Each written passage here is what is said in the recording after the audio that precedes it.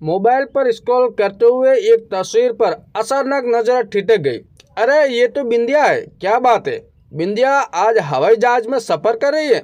अपनी बेटी और दामाद के साथ उसकी तस्वीर कितनी प्यारी लग रही है।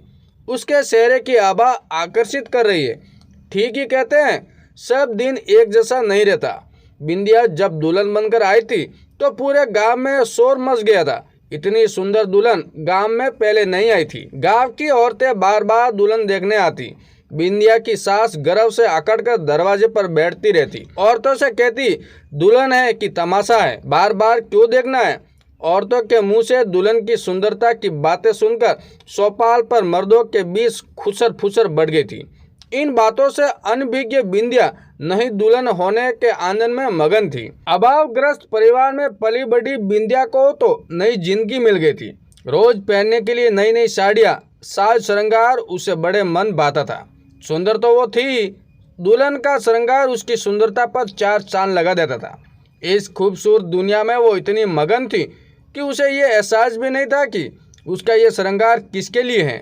सौंदर्य के उड़न खटोले में स्वर्ग की सैर पर निकली बिंदिया उस वक्त धड़ाम से आ गिरी जब एक दिन उसके पति की तबीयत खराब होने पर लोगों के मुंह से सुना कि इसकी तो शादी ही नहीं करनी चाहिए। बिंदिया का पति दिमाग से कमजोर था और उसे दौड़े भी पड़ते थे। बिंदिया कुछ दिनों तक परेशान रही, लेकिन जल्द ही परिस्थितियों से समझौता करने का फैसला कर लिया। वो जब अपने अतीत को याद करती तो लगता जैसा भी है यह जीवन बेहतर है। घर में पति और सास के अलावा एक देवर भी था, विजय, जो घर का मालिक भी था। मालिक इसलिए कि पिता की मृत्यु के बाद अनुकंपा की नौकरी और घर की जिम्मेदारी उसने हत्या रखी थी। एक छोटी ननद भी थी जो अपने ससुराल जा चुकी थी। धीरे धीरे बिंदिया की खुशियों पर सास और देवर नकेल कसने लगे। वो दुल्हन से नौकरानी के रूप में परिवर्तित होने लगी।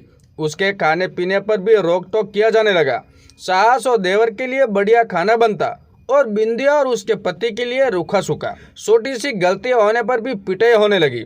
एक दिन उसका पति विनय उसे बसाने आया। ये देखकर विजय आग बबूला हो गया। वो इस उड़ते फन को अभी कुचल देना चाहता था। उसने विनय की खूब पिटाई की और महीने भर कमरे में बंद रखा। अब बिंदिया इस पिंजरे में बिल्कुल अकेली थी। बेचारी करती भी क्या। माता पिता की गरीबी ने मायका का भी रास्ता बंद कर दिया था।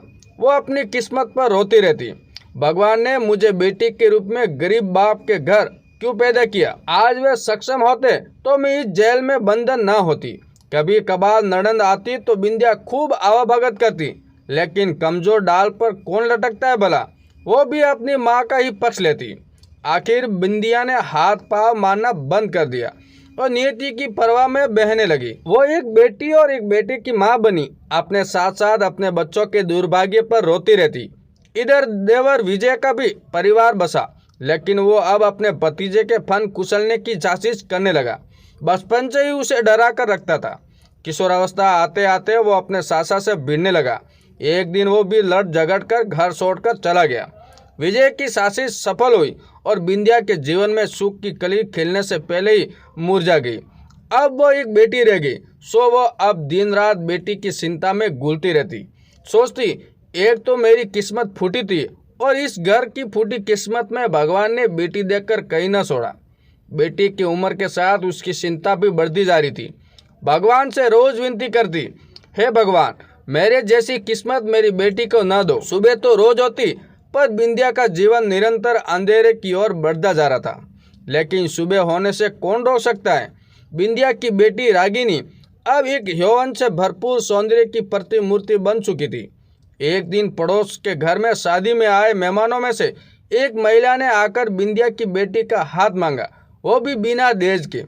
पहले तो बिंदिया बहुत खुश हुई, लेकिन अगले ही पल उसने मना कर दिया।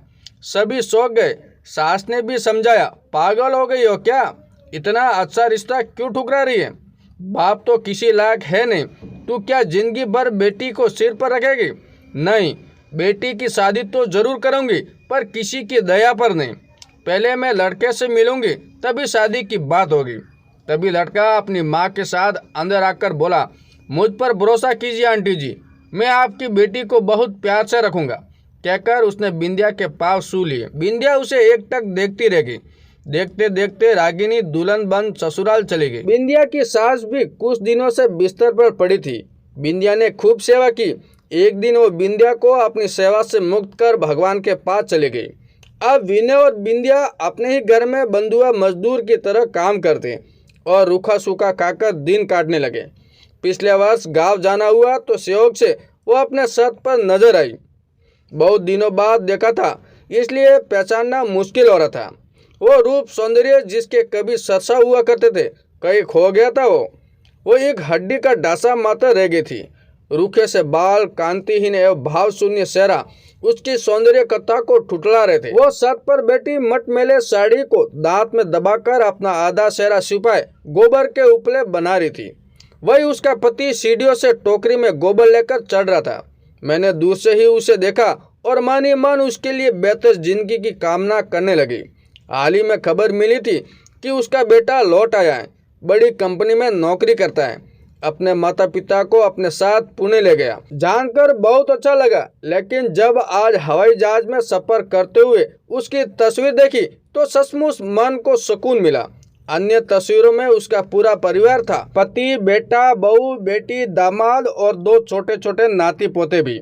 बिंदिया का चेहरा आज फिर दमक रहा है, बिल्कुल वैसे ही जैसे वो दुल्हन बनकर आई थी।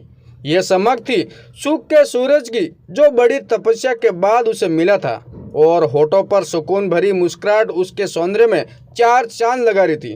दोस्तों, ये कहानी आपको कैसी लगी हमें कमेंट करके ज़रूर बताएं, और चैनल पर नए हो तो चैनल को सब्सक्राइब जरूर कीजिए और ऐसी कहानियाँ सुनते रहिए।